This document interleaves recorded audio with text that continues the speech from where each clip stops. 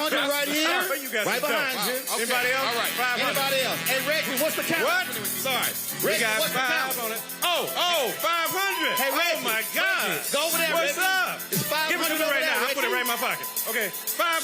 Count her right here. 500. Susan said keep going. 500. Right, come Hell on. yeah, she 500, said bro. I'm gonna work this side. Yeah. She ain't This side crazy. is You ain't trying to. We got Hold on. 500 right You here. crossing over to my side. What you doing, man? Reggie trying to cut the money off. Oh, What's man. wrong with him? He was never a drug dealer. He don't know. Look. 500 over here. $500 right here. You got $500? Reggie, 500,000 or $500? Reggie, you didn't go to a black church. Okay, all right. Huh? Tell your Reggie didn't bishop go you to a gave black tonight. church. You tithed into Cares Misery. Anybody here? 500 over here. Anybody back here? Kemper, you got 5 cents? Okay. All right, bro. All right, 250. 250. We got 250. No, it's 250. 250. We got 250. I got 250. We got 250. Wow. Who's the cat that won't bow out? All right, we going to 100. Who has 100? Look at here. You want to make $100 Even the donation? photographer got $250. $100 The great donation. Johnny Who got 100? Nunez, 250. All right, clipboard. I got 100 over here. Anybody else I got 100 over here. 200, 250. I need. Y'all got the board Right here, up in the back. I got another In the 100 back. over here. In the back. 200. Man, Say it right again. behind you. There he is. Right. I got it, him and her. You got 1,000? I got 1,000 over here. Anybody else got With the money? clipboard. Skip the $100 person, come to the 1,000 person. The great Reverend Andrea Earl. Over here. All right, fellas. Gave Come get the $1,000. You don't want nobody to know because you know what you borrowed on the money from her. There you go. Don't All be right. asking her for no money. Reggie, what's the total, Reggie? That's Susan Taylor's second best friend.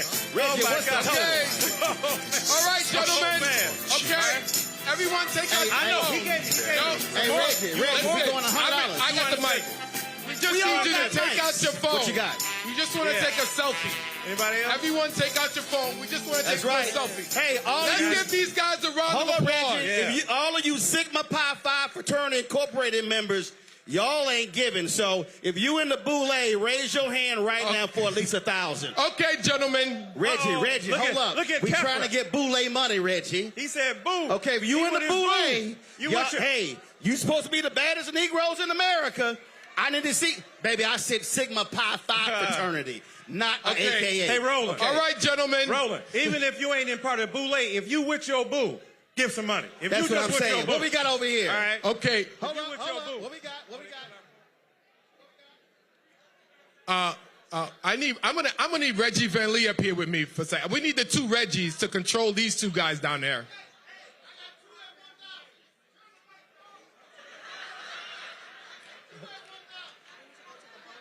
Yes, we're gonna do a bonus moment now. So if you take out your QR code, for those who are want to give at the high level, who are interested in donating on a monthly basis, you can text to CARES Love at 44321 to be able to make an impact, okay? At this time, we just want to make sure that you can take out your phones and just take a picture so you can show everybody this was a sold-out event. Can we give Susan a big round of applause and thank you for your generosity?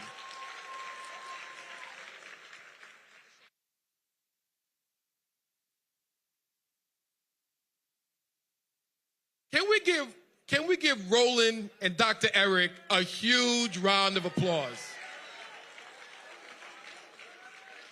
We're gonna give you a total at the end of the evening.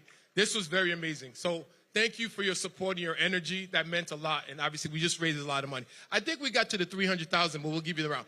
So at this time, we wanted to introduce and bring out Yanis.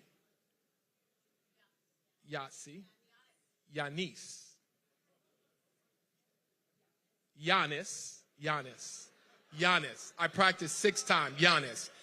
So we're going to have a champagne toast with Veuve Clicquot, courtesy of our sponsor, Moet Hennessy. Thank you. Cheers.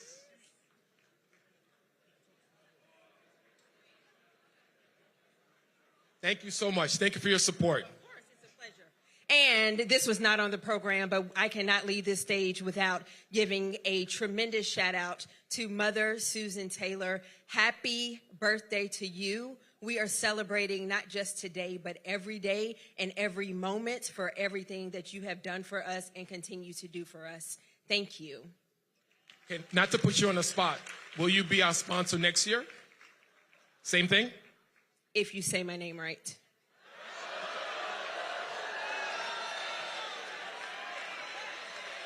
So I'm from Haiti. That was a challenge. Okay, this time no, is he coming to the mic? Oh, Susan, he's coming to the mic. Oh my goodness. Go ahead and commit. Say her name. Reggie, say her damn name. Yasi. Yancy. She said Giannis. Giannis! Elle s'appelle Giannis. Thank you. Of course, thank you. Reggie, put the mic back. She said, see you next. See you next year. Bien sûr. Maybe not you, Reggie, but I'll see Okay. Reggie, I'm gonna cut you. Thank you so much, Roland. At this time, we have a special guest we'd like to bring up to the stage. Hey, Lorda Lewis. Hi, good to see you, Lorda. Can we have Micheline to the stage, please? Micheline to the stage.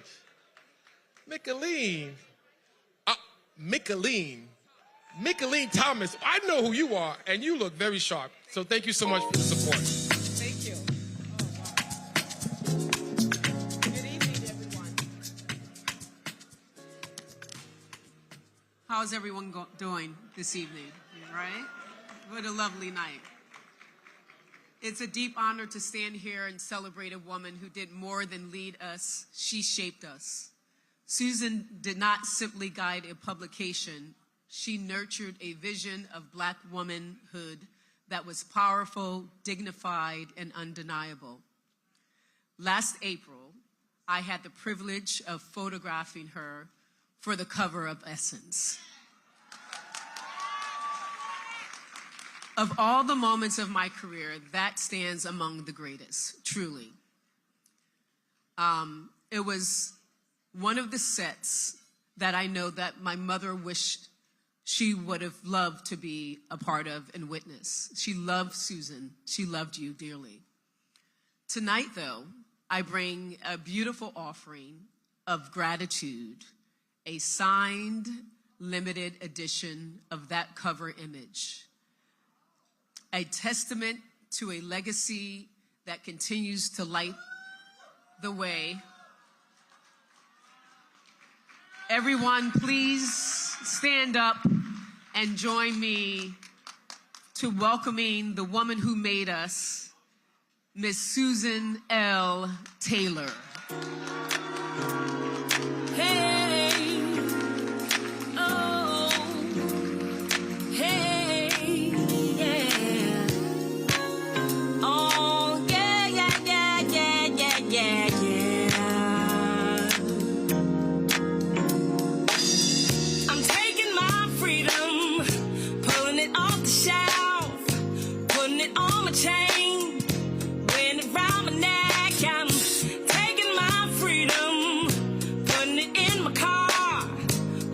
Choose to go, it won't take me far.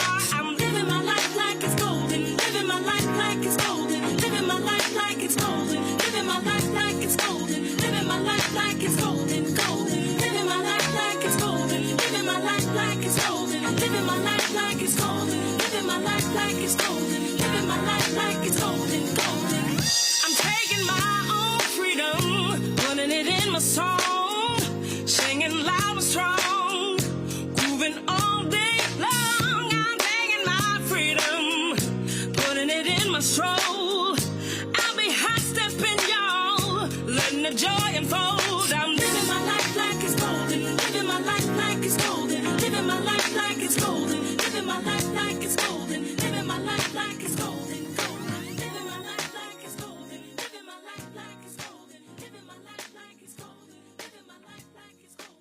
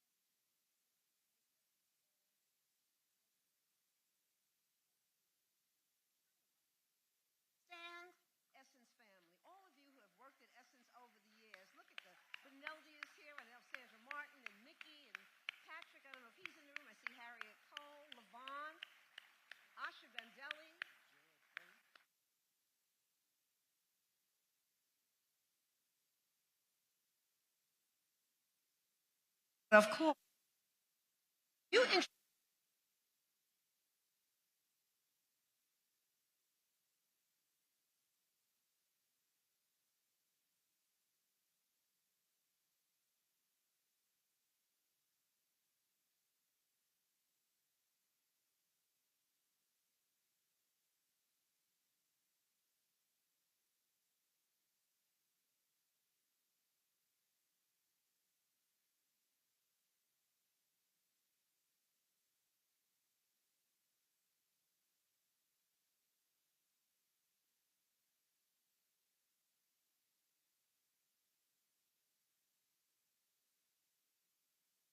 top of the mark. That's who you are. Take care of yourself. We need you so. And that's what we're saying to all of us. Self-care is the critical piece right now. This is the great vision of CARES, to help us sustain ourselves, maintain ourselves, to help us seed and sustain a self-supporting, self-renewing community, entrepreneurship, a community that tends to its families, nourishes the children, supports community-owned businesses. I want to see us own businesses in our communities. We can do that. And to model what it really looks like to truly care for one another. So working together, we can create America the Beautiful. That's really what I write about a lot when we're reaching out to our corporates. We're creating America the Beautiful. We can make it real. But first, we must interrupt the drift toward selfishness and cruelty and chaos. We must reject any future that is built on fair domination or the erasure of our history and shared humanity. In the wealthiest nation in the world, there is no moral justification for hungry children, none at all. No excuse for under-resourced schools and poorly paid teachers, the heroes and sheroes of our world. How do we underpay teachers? Educators, there's no defense for shredding young lives, writing them off as collateral damage. Not in this nation that their ancestors, our ancestors, built. Not after all that was sacrificed, not on our watch. So tonight, we claim our role. We choose love as action, community as strategy, and courage as our calling. We are not broken and we're not finished. Together, we will get this done. We're going to get it done. We're going to get it done. We're going to do the work. And this is not the rough side of the mountain. If we know our history, know that truth. And now it's going to be my pleasure. On this sacred and joyful night, I'm just so honored that even while touring for her first album in 10 years, to whom it may concern,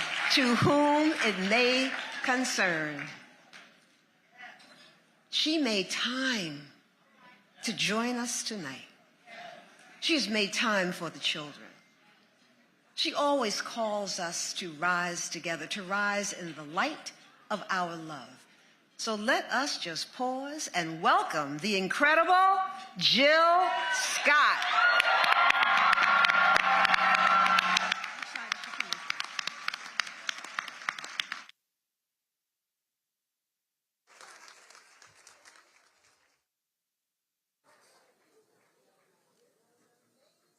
Thank you.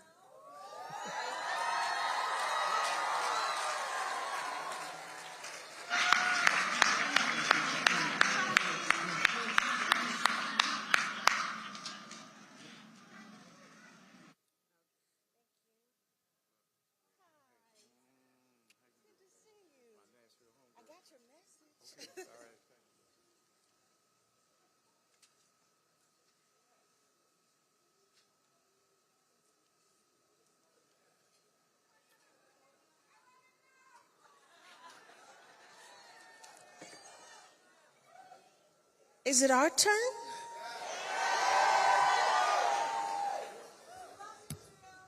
Thank you kindly. I appreciate that. Good evening, everyone. How are you tonight? I'm just trying to see where Miss Susan Taylor is going. Are you staying right here? I'm following orders. Fantastic. Oh, more pictures. Let's do it.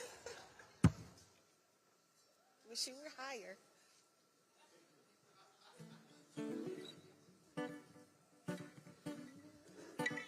80, huh? 80, baby. Unbelievable. 80. The things you've seen, the places, the spaces. These are the Freemen. Birthday to you. All right now, wish you happy birthday to you. All right now. The lovely, exquisite, Susan Taylor. Grande dame, powerful, grace-filled queen. Queen long before we were assigning such names. Way to take over, mother. Way to empower. Way to make gloriousness sing. The lovely, exquisite Susan Taylor. You enrich and gift us. You assign us unto us into our own category. You defy the meager narrative. You embolden our glory, our story. The lovely, exquisite Susan Taylor. Thank you, Queen Mother. Happy 80th birthday.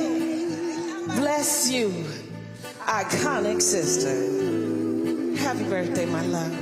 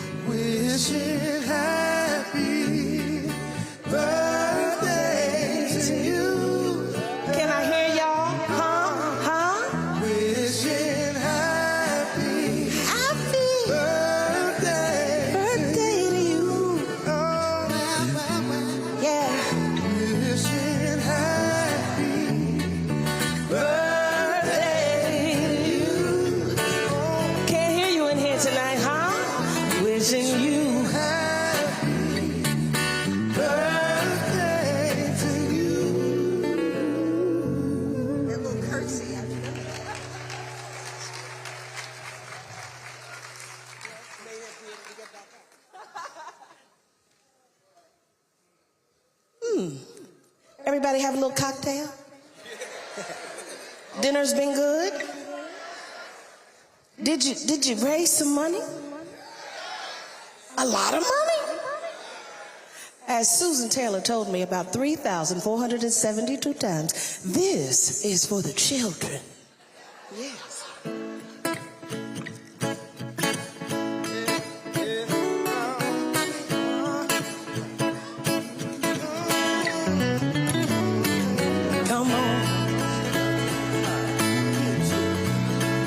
Sing along if you like.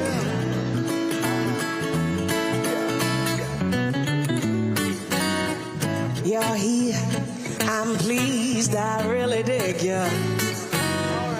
Your style, your smile, your peaceman. Lord have mercy on me, I was blind, now I can see what a king's supposed to be. Baby, I feel free, come on and go with me. Let's take a long walk after dark. Find a spot for us to spark a conversation, verbal elation, stimulation. Say I, situation, temptation, education, elevation. Baby, we could talk about Surah 31:18. Your background, it ain't squeaky clean. Sometimes we all got to swim upstream. You ain't no saints, we all a sinner. But you put your good foot down and make your soul a winner. I respect that. Man, you're so fast and you're all that. Plus supreme.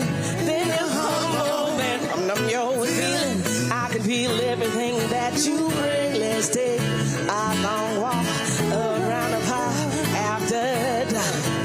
satisfied for us to spark a conversation. Verbally listen, stimulation, share eyes, education, sensation, education, elevation. Maybe we could talk about Revelation 3:17, or maybe we can see a movie, or maybe we can roll a tree and feel a breeze and listen to a symphony, or maybe we can take a cruise and listen to the roots, or maybe eat some passion fruit, or maybe we could just be.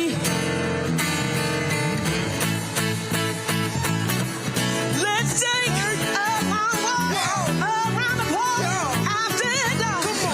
Find a spot for us to spark a conversation, verbal elation, stimulation, share our situation, temptation, education, elevation, or maybe we can talk about Psalms and entirety. Maybe we can see a movie, or maybe we can see a play on Saturday.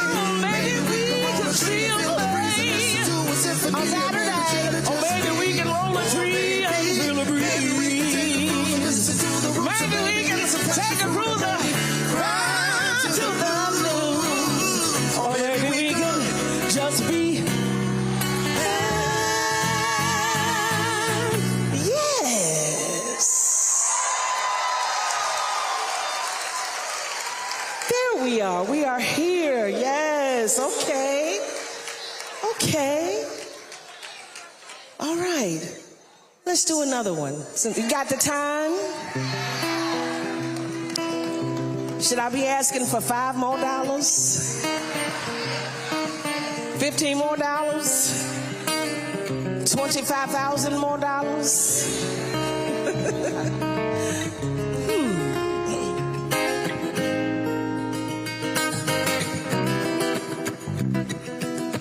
This ain't a happenstance or a whim. Our love is continual. Continuing, saint or sin, it's deeper than.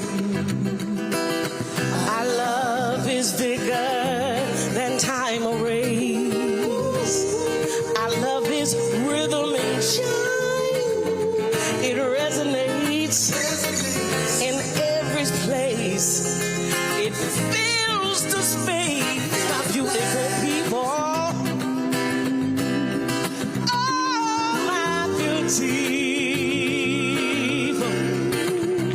My beautiful people, my beautiful people. Yeah. I love cancel mountains. I love traverse the sea. I love is the Ottawa, conquering all algorithms and wicked systems of things. I love ain't a glitzy Valentine or myth. I love ain't no fable to tell. I love is real. I love is the gift when truly falls and sincerely meant. Oh, my beautiful people, yeah, my beautiful, beautiful.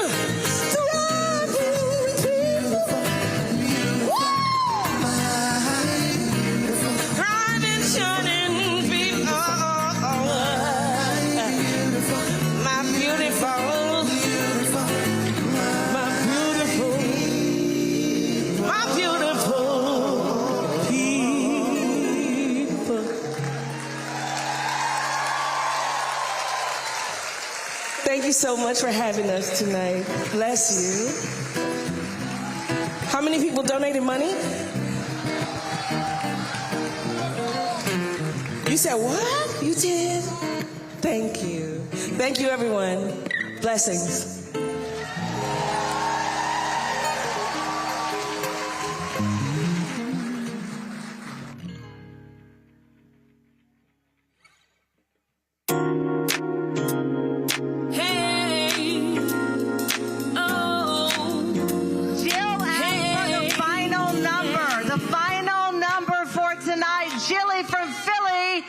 Because of you, because of this night, I have the number. You ready? Write it down, spread the word, add to it, continue to it.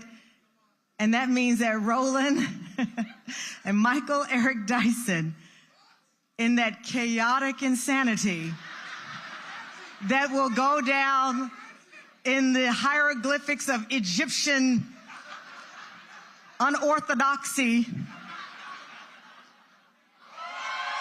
$327,000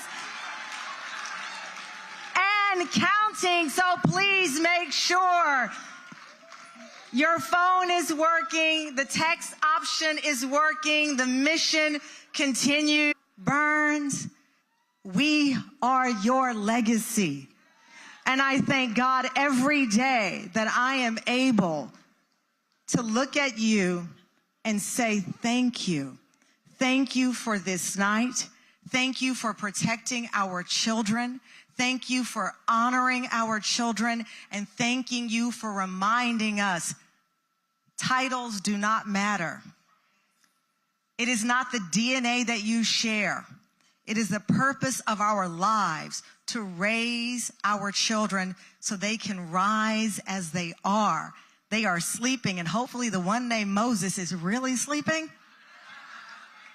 But shall they raise in the morning knowing that a woman named Susan L. Taylor bet on them when they slept in the night, bet on them when they had no idea of an essence, but you bet on them to win, and win they shall. Thank you, everyone. Enjoy your night. Thank you. $327,000. Go to your phones and keep the number going. God bless you all. Good night. This beat is automatic, supersonic, hypnotic, funky, fresh. With my body so melodic, this beat rolls right through my chest. Everybody, Martin, Poppy came to party. Grab somebody, work your body, work your body. Let me see you 1, 2, step. Rock it, don't stop it. Everybody get on the floor. Crank the party up. We about to get it on. Let me see you 1, 2, step. I love it when you 1, 2, step. Everybody 1, 2, step. We about to get it on.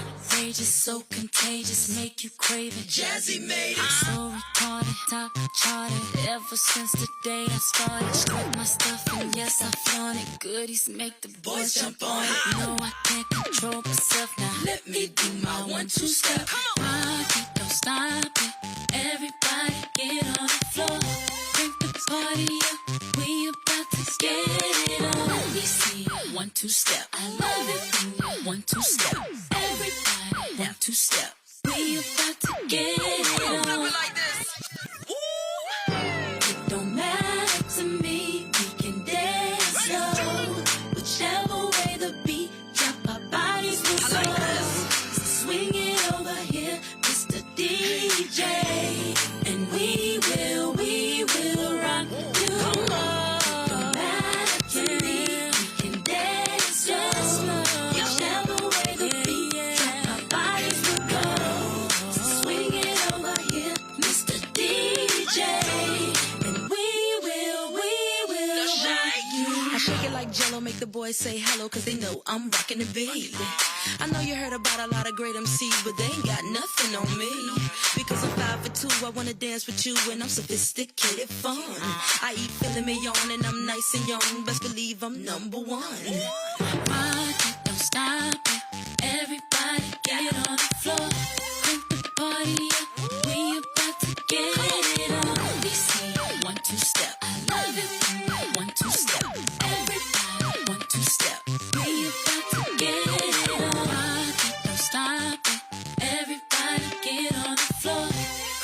party up. We about to get it on. Let me see you 1, 2 step. I love it when you 1, 2 step. Everybody 1, 2 step. We about to get it on. This is for the hearing impaired. A Jazzy Faye production.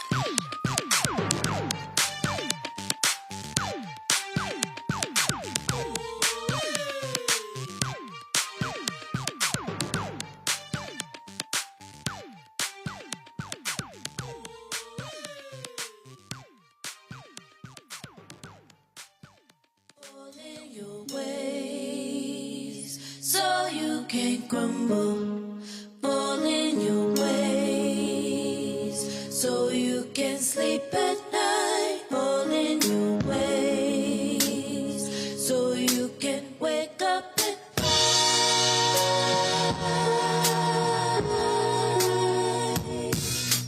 Fall in your ways, so you can't grumble.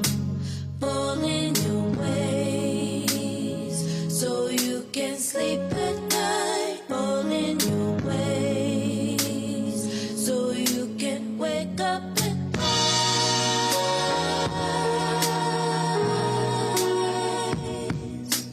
Fall in your ways, so you can crumble. Fall in your ways, so you can sleep at night. Fall in your ways, so you can wake up and rise.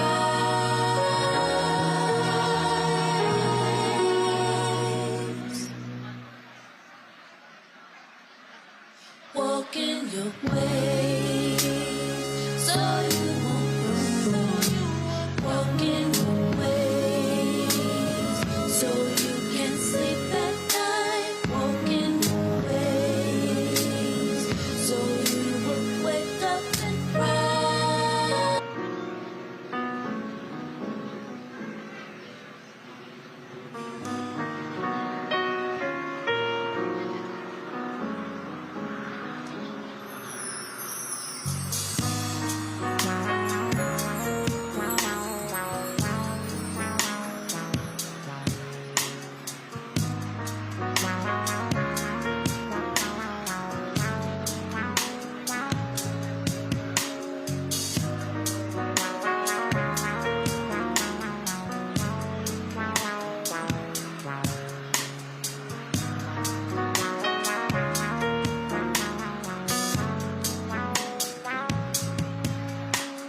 Maybe I am foolishly in love with someone that is not exactly on the same page that I am on. Well, all my friends keep telling me stop walking around so blindly. But when he calls, they're not around to ever remind me. Maybe this isn't love. If it isn't love, then really what is love? Maybe I will never really know what's love. 'Cause when he's around, he got me feeling some kind of way. Maybe this isn't love.